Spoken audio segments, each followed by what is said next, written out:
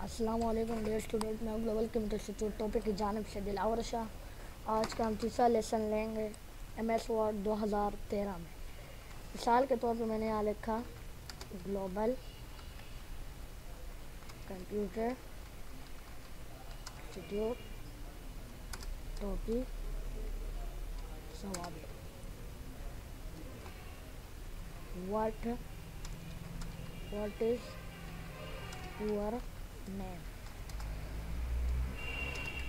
My name is Dilawar Shah.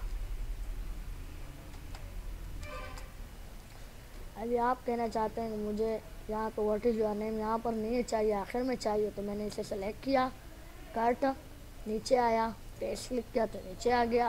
अभी आप कहना चाहते हैं कि my name is Dilawar Shah, मुझे यहाँ पर भी चाहिए और आखिर में भी चाहिए, मैंने सेलेक्ट किया, इसे कॉपी, नीचे आया, पेस्ट और पेंटर का काम करते हैं। आपने इसे सेलेक्ट किया, टाइम नाउ रोमन, और यहाँ से ज़रा साइज़ भी ज़्यादा कर दिया।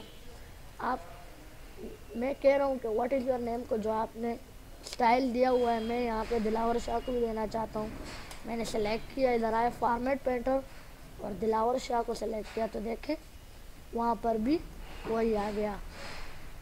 ये हमारा आज का तीसरा लेसन।